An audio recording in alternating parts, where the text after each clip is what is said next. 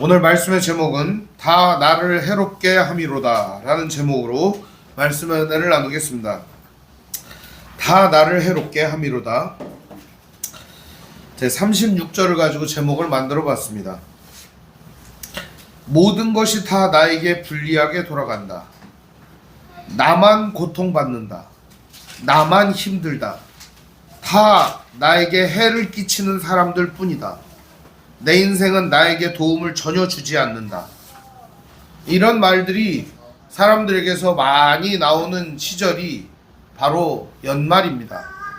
왜 그러냐면 한 해를 돌아보건대 다 나한테 해만 되고 내 인생에는 나를 도와주는 사람이 하나도 없는 것 같은 느낌이 드는 것이죠. 근데 인생을 길게 살다 보면 이런 생각이 들 때가 있는 거예요. 아, 내 인생은 왜 나에게 이렇게 불리하게 돌아가지? 왜 나만 이렇게 고통받지? 왜 이렇게 나만 힘들지? 그런 생각이 들 때가 있다는 거예요. 다 나를 해롭게 한 것이다. 이런 게 바로 어떻게 보면 우리들 속에 잠재되어 있고 내재되어 있는 생각인 것 같습니다. 그러니까 한국 사람들은 전 세계 사람들 중에 표정이 다 이렇다는 거예요. 이제 외국 사람들이 한국 사람 그림을 그리면 다 이런 표정으로 그림을 그린다는 거예요. 왜 그런 거 봤더니 한국 사람들 무표정이라는 거예요. 만나서 대화하면 즐거운데 대부분 다 거리를 걸어갈 때 보면 무섭다는 거예요. 한국 사람들은 다. 중국인이나 일본인은 오히려 표정이 있다는 거예요. 한국인은 다 이러고 걷는다는 거예요. 그만큼 속에 내재되어 있는 생각이 이런 거죠. 아, 나의 인생은 왜 이렇게 나에게 불리하게 돌아가고 다 나를 해롭게 하는 것 뿐인가? 과연 그런가? 오늘 말씀을 통해 한번 생각해보는 시간을 갖도록 하겠습니다. 오늘 말씀은 지난 시간에 이어지는 말씀이에요. 형들이 애굽에서 곡식을 사가지고 이제 요셉을 처음 만났지 않습니까? 요셉은 다 알고 있지만 형들은 요셉에 대해서 전혀 모르는 상황에서 곡식을 사가지고 이제 돌아오는 그런 장면입니다. 곡식을 사가지고 이제 나귀에다가 곡식을 탁 실어가지고 이제 오는 겁니다. 26절 말씀에 보면은 나귀에 곡식을 실어서 온다고 했습니다. 그러니까 나귀에다가 곡식을 실어가지고 올 정도니까 적은 양은 아니었을 겁니다. 굉장히 많은 양을 싣고 왔을 겁니다. 그리고 요셉도 임시적으로 그것을 허가해 주었을 겁니다. 그리고 나서 이제 이 나귀들을 쭉 데리고 가다 보니까 나귀가 먹어야 되지 않겠습니까? 먹이를. 그래서 휴게소는 아니지만 뭐 주막 같은 데 쉬었겠죠. 중간에 내려가지고 먹이를 먹이려고 자루를 딱 풀어봤어요. 한 사람이. 그러니까 거기에 뭐가 있냐면 돈 뭉치가 있는 겁니다. 여러분, 이렇게 여러분이 혹시 주머니 이렇게 뒤지다가 돈 나오면 기분이 어때요, 여러분? 아싸! 이러지 않습니까? 그죠? 자루를 풀었는데 돈이 있어요. 이 돈을 받아야 되는데 얘네들이 돈을 안 받고 그냥 줬어요, 곡식을. 그럼 여러분 기분이 어때요? 좋아야 되잖아요. 아싸! 이래야 되잖아요. 근데 이 사람들 기분이 이상합니다. 아기에 돈이 분명히 있어요. 그러면은 돈을 발견하면 기분이 좋아야 되는 건데 이 사람들은 굉장히 불안해졌다는 겁니다. 28절 이들의 반응이에요. 그들이 형제들에게 서로 말하는 겁니다. 내 돈을 도로 넣었다. 이 말은 야, 돈이 도로 생겨서 좋다 이 말이 아니에요. 보라, 자루 속에 돈이 있어. 놀래면서 하는 얘기입니다. 그러면서 얘네들이 뭐라고 해요? 혼이 나서 떨며 서로 돌아보며 말하되, 그러니까 혼나서 떨고 서로 돌아보면서 얘기했다는 거예요.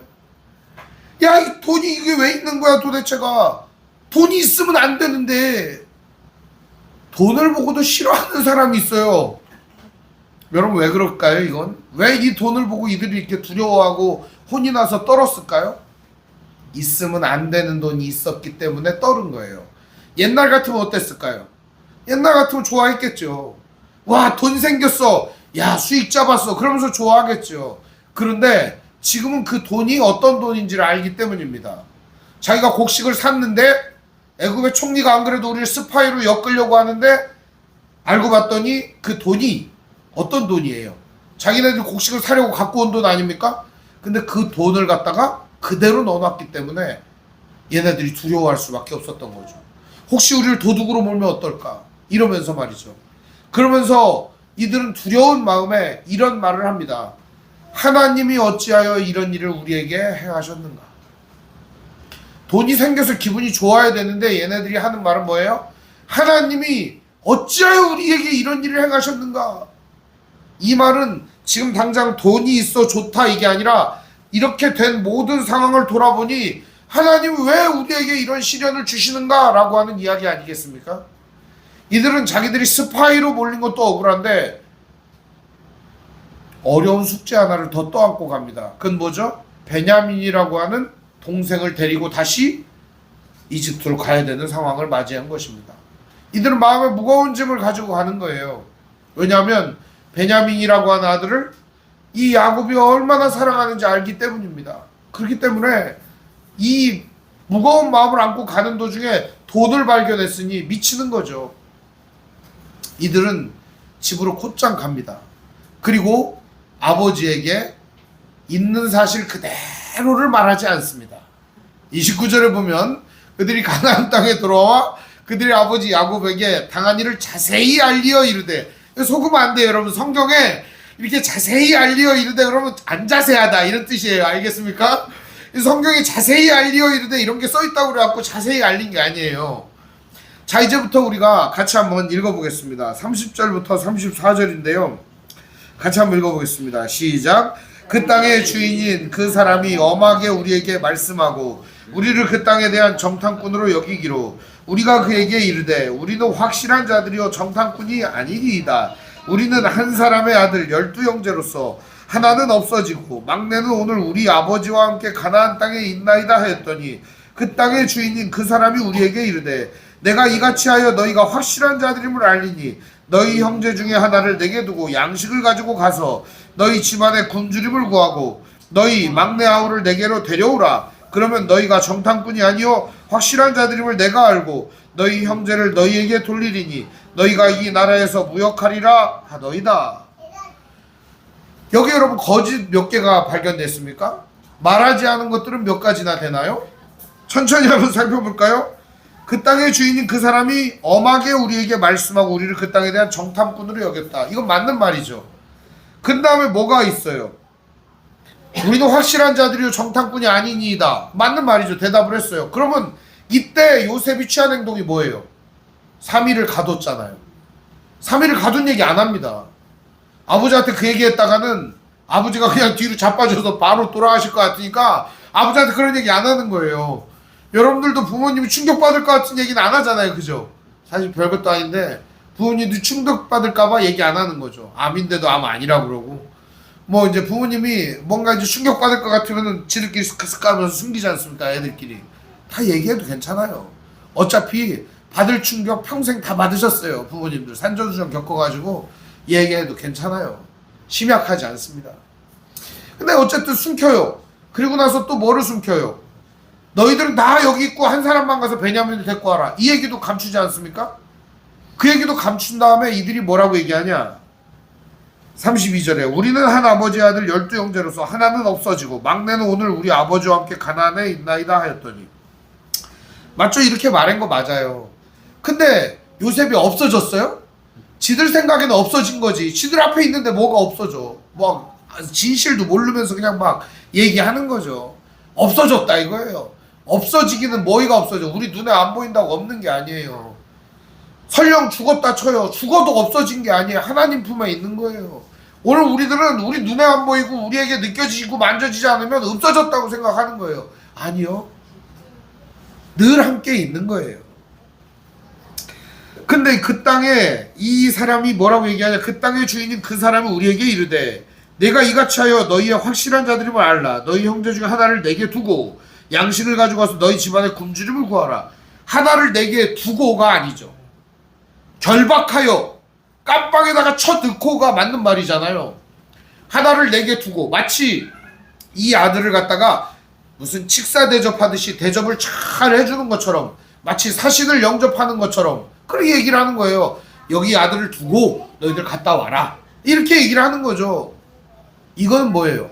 이 말도 안 되는 얘기인 거죠. 거짓말을 하는 거예요. 아버지 앞에서 어떻게든 아버지가 충격을 덜 받게 하려고 거짓말을 열심히 하는 거예요. 또 뭐를 해요? 너희 막내 아우를 내게로 데려오라. 그러면 너희가 정탐꾼이 아니오 확실한 자들임을 내가 알고 너희 형제를 너희에게 돌리리니 너희가 이 나라에서 무역하리라 하더이다. 베냐민을 데리고 오지 않으면 다 죽여버리겠어 이렇게 얘기를 했잖아요. 너희들 다 죽여버릴 거야 이렇게 얘기했는데 그 말도 다 빼고 베냐민을 데리고 오기만 하면 이 나라와 무역을 하고 우리 함께 물건을 사고 팔 수 있도록 하겠습니다. 언제 요셉이 그랬어요? 안 데리고 오면 죽여버리겠다고 했지. 이거 완전히 앞뒤가 다른 말 아닙니까? 자세히 얘기를 했대요. 자세히 얘기를 하긴 뭘 개뿔 자세히 얘기를 해요. 당한 일을 자세히 얘기한 게 아니죠. 그런데 이들은 자세히 얘기한다고 한 게 뭐예요? 있는 사실 감추고 없는 얘기 지어내고. 이거 뭐예요? 이런 말을 우리는 뭐라 그래요? 거짓말이라고 하는 거예요. 아버지 앞에서 거짓말을 합니다. 자, 성경은요 이런 거짓말을 할 때 뭐라고 얘기하냐? 그래 거짓말을 했어 나쁜 놈이야 이렇게 말하지 않습니다. 다음 사건을 통해 증명을 해줍니다. 이렇게 이들이 거짓을 구할 때 어떤 일이 일어나느냐? 35절을 우리 같이 한번 읽어볼까요? 시작. 각기 자루를 쏟고 본즉 각 사람의 돈 뭉치가 그 자루 속에 있는지라 그들과 그들의 아버지가 돈 뭉치를 보고 다 두려워하더니. 돈 뭉치를 보고 두려워했다는 거예요. 왜죠? 각 사람의 자루 속에 양식을 사려고 넣었던 돈이 다 들어있는 거예요. 여관에서 확인한 건 한 사람 거였어요. 여기서 지금 다 쏟으니까 각 사람의 자루에 돈이 다 들어있는 거예요. 얼마나 충격입니까? 이 야곱은요 여기서 트라우마가 생기는 거예요. 트라우마가. 어떤 트라우마가 생기냐? 자기 정말 사랑하는 요셉이 죽었을 때 이들의 손에 들려있는 돈이 뭐였어요? 은 20개였습니다. 은 20개.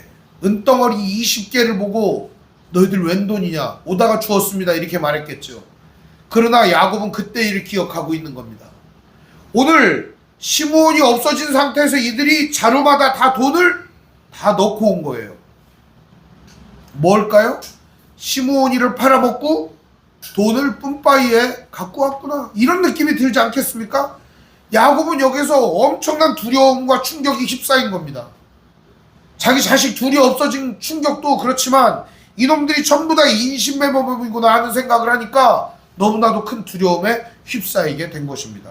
이 돈은 그냥 돈이 아니라 형제를 팔아먹고 벌은 돈이로구나 하는 생각이 드니까 야곱이 완전히 멘붕이 온 것이죠. 트라우마가 생긴 거예요. 돈이 또 있어 그러면서 두려워한 것이죠. 돈을 보면 사람이 좋아해야 되는데 야곱이 충격 먹은 거예요. 형제들은 어땠을까요? 더 충격 먹었겠죠. 한 사람 자루에만 들어있어야 될 돈이 다른 자루에도 다 들어있으니까 이 형제들은 충격을 먹은 겁니다. 아니 어떻게 이런 일이 있을 수 있지? 이게 여러분 일이라고 한번 생각해 보십시오. 정말 내가 지금 불행한 일을 당하고 어려운 일을 당해서 지금 당장에 일을 처리해야 되는데 돈이 생겨버렸어요. 그것도 내가 알지 못한 두려운 돈이. 그 돈 때문에 내가 뭔가 큰 일을 당할 것 같은 위험이 생깁니다. 그럼 여러분 어떻습니까? 이것처럼 두려운 건 없습니다. 어마어마한 두려움이죠. 야곱은 눈치가 빠른 사람입니다. 사기꾼이지 않습니까? 그러니까 알아챈 겁니다. 그리고 이렇게 말합니다. 36절. 그들의 아버지 야곱이 그들에게 이르되 너희가 나에게 내 자식들을 잃게 하도다. 요셉도 없어졌고 시므온도 없어졌거늘 베냐민을 또 빼앗아가고자 하니 이는 다 나를 해롭게 함이로다. 여기에서 이 대사가 나오는 겁니다. 야곱은 과거의 경험과 지금의 상황을 살펴볼 때 이 모든 것은 다 나를 해롭게 하는 거야 라고 말하는 겁니다. 저는 이 말에 공감이 됩니다. 심히 공감이 됩니다. 모든 일이 다 나를 해롭게 하는 것이다. 우리는 인생을 살면서 이런 느낌을 종종 받습니다. 그러나 여러분 확실히 알아야 할 것은 이런 느낌은 전부 다 악한 사단이 주는 느낌이라는 사실을 알아야 됩니다. 서늘한 느낌. 모든 게 다 나에게 해를 끼치는 거야. 이런 느낌 말입니다. 저에게도 이런 일이 많이 있었습니다. 근데 제 친구 김한균 목사님한테도 그런 일이 많이 있었습니다. 선교지에서 얘기를 합니다. 다 이게 나에게 해를 끼치는 것이다. 좀 있어봐. 그 일이 좋은 일로 돌아올 때도 있더라고요. 제 인생에도 마찬가지였습니다. 여러분 인생은 안 그렇습니까? 다 내게 해를 끼치는 것이다. 여러분 이제 앞으로 여기서요 한 6개월만 좀 지나보세요. 이 창세기 42장에서 6개월 지나보면 어떤 상황이 열려요. 그리워하던 아들 요셉을 만나고 그 요셉과 함께 살 생각을 하고 떵떵거리면서 사는 거 얼마나 좋습니까? 그거를 생각했다면 이딴 소리를 하겠습니까? 여기서 다 나를 해롭게 함이로다. 그럼 그때 상황에서 요셉을 만났을 때 다 나를 해롭게 함이로다. 이런 말이 뭐예요? 다 쓸데없는 소리가 되는 거예요. 다 쓸데없는 소리가. 오늘 우리들도 쓸데없는 소리를 얼마나 많이 하는지 몰라요. 내 마음에 안 든다고, 내 생각에 안 맞는다고, 나하고 틀리다고, 다 나를 해롭게 함이로다. 이런 쓸데없는 소리를 맨날 하면서 인생을 원망하고 불평하고 나 자신의 불쌍한 것만 생각한다는 거예요. 왜 그렇게 사냐 이거예요. 왜? 하나님께서 오늘 우리를 사랑하시고 오늘 우리에게 이 샬롬의 세계를 열어주시고 하나님께서 오늘 우리에게 주실 은혜를 기대하며 하나님의 은혜의 터 위에서 우리가 걷고 있어요. 무너지지 않습니다. 쓰러지지 않습니다. 망하지 않습니다. 그럼에도 불구하고 하나님의 은혜를 깨닫지 못하고 살 때가 많다는 겁니다. 제 인생이 그렇기 때문에 저는요 이 말이 공감이 되는 거예요. 그런데 이 말이 공감이 됨과 동시에 얼마나 미련하고 얼마나 어리석은 말인지 뼈저리게 후회가 되는 겁니다. 제가 인생을 살면서 이런 말을 한두 번 해본 게 아니에요.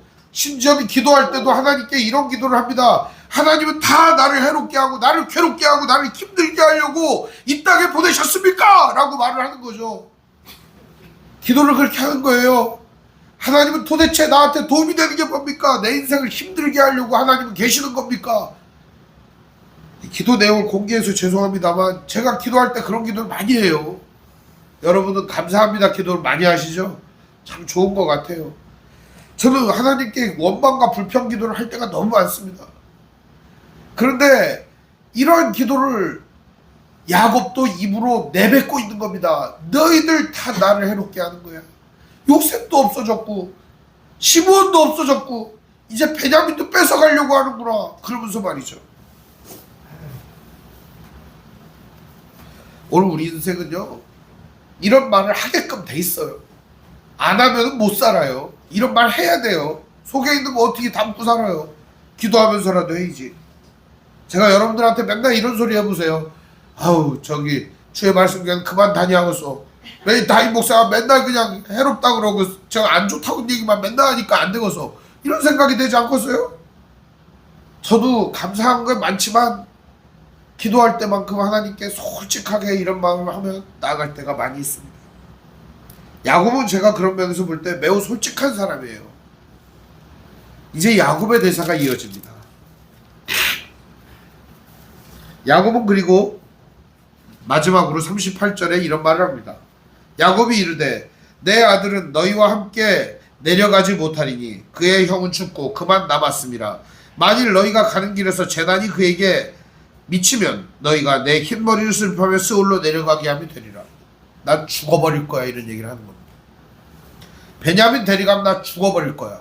이런 반응을 알고 있었던 르우벤은 아버지 앞에서 죽음을 들고 나아갑니다. 37절에 보면 르우벤이 그의 아버지에게 말하여 이르되 내가 그를 아버지에게로 데리고 오지 아니하거든 내 두 아들을 죽이소서 그를 내 손에 맡기소서 내가 그를 아버지에게로 데리고 돌아오리이다. 아주 자신감 있게 말합니다. 저는 근데 이 르우벤의 망언이라고 생각합니다. 자, 아버지 입장에서 볼게요. 아들이 와서 얘기하는 거예요. 아버지, 내가 동생을 갔다가 데리고 오겠습니다. 안 데리고 오면 아버지 손자를 죽일게요. 2명을. 아버지 입장에서 네가 죽어 이 새끼야. 네 손자가 왜 죽어? 그렇게 얘기할 거 아닙니까?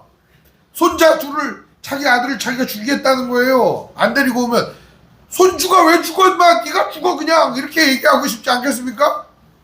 야곱이 하도 어이가 없으니까 뭐라 그럽니까? 택도 없는 소리 하지 말고 니네들 이런 소리 입 밖에도 내지 마. 아이 멍청한 놈들 하면서 얘기를 한 게 뭐예요? 38절의 이야기입니다. 내 아들은 결코 너희와 함께 내려가지 못할 것이다. 그 형도 죽고 그만 남았는데 너희들 어떻게 하려고 그러냐? 이제 나 죽을 거야 걔 데리고 가면. 무슨 얘기죠? 베냐민은 결코 못 데려가. 나 죽기 전엔 못 데려가. 이렇게 얘기하는 겁니다. 굶어 죽어도 안 돼. 그럼 과연 이 야곱의 의지를 꺾을 사람은 누굴까요? 야곱의 의지를 꺾을 분은 하나님밖에 없습니다. 오늘 창세기 42장 마지막의 이 이야기는 오늘 우리들의 마지막 남은 자존심과 같은 얘기를 보여주고 있습니다. 나 이거 없으면 죽을 거야. 나 이거 아니면 죽을 거야. 내가 이거 놓치면 나는 죽을 거야. 이런 마음으로 잡고 있는 그것들이 있어요. 나는 이거 없으면 내 인생이 끝날 것 같아 하는 그것이 있어요. 실은 그거 없어도 인생 안 끝납니다. 그런데 우리들은 그거 부여잡고 그거 붙잡고 얘기하는 거예요. 나 이 알량한 자존심 없으면 나 죽을 거야. 내 알량한 이 돈 없으면 난 죽을 거야. 내 직함을 잃어버리면 난 죽을 거야. 내 직업을 잃어버리면 난 죽을 거야. 내 아들을 잃으면 난 죽을 거야. 내 아내를 잃으면 죽을 거야. 오늘 우리들도 이거 없으면 나 죽을 것 같은 그것이 있어요. 그게 뭔지 알아요? 그게 우상이에요. 그게 우상이에요. 그러면서 오늘 이 이야기는 오늘 우리가 하고 있는 얘기예요. 다 나를 해롭게 하미로다. 나는 절대 이거 못 놓쳐. 나는 절대 이거 못 놔. 하는 얘기를 하는 거죠. 나는 이거 없으면 못 살겠어. 이거 없으면 못 살겠어 하는 그거를 내려놔야 사는 거예요. 난 이거 없으면 절대 안 돼 하는 그거를 놔야 산단 말입니다. 그거 붙들고 있으면 죽어요. 그거를 놔야 사는 진리를 오늘 우리에게 보여주고 있는 거예요. 야곱은 이야기합니다. 난 절대 못해. 안 돼. 죽어도 안 돼. 오늘 우리들도 이런 것들이 있지 않습니까? 인생에 이거 놓치면 안 돼. 나는 이거 없으면 안 돼 하는 그것 때문에 우리는 나는 이게 있어야 살 수 있다고 말하는 사람들이 너무 많아요. 그런데요, 그거 없어도 살아요, 여러분. 그거 놔야 살아요. 성경은 오늘 우리에게 얘기해 주는 거예요. 그거 놔야 산다라고 말이죠. 오늘 이 말씀을 통해 우리가 깨달을 수 있는 게 뭡니까? 우리의 모든 말들은 다 거짓말투성이고 어떻게 하면 잘 되게 할까? 이 말 저 말 다 해보고 결과적으로 하는 말이 뭐예요? 다 나를 해롭게 한다 이런 말 아닙니까? 그리고 난 이거 없으면 안 될 거야 라고 움켜 붙들고 있는 게 있지 않습니까? 그게 하나님이면 얼마나 좋겠습니까? 근데 그게 하나님이 아닌 게 문제라는 거예요. 하나님의 뜻이 아닌 게 문제라는 것이죠. 오늘 우리가 붙들고 있는 그 우상을 내려놓아야만 살 수 있습니다. 오늘도 그 우상을 내려놓고 하나님 앞에 나아가야 합니다. 사랑하는 성도 여러분, 다 나를 해롭게 하는 게 아니고 다 나를 위한 것들임을 기억하셔야 합니다.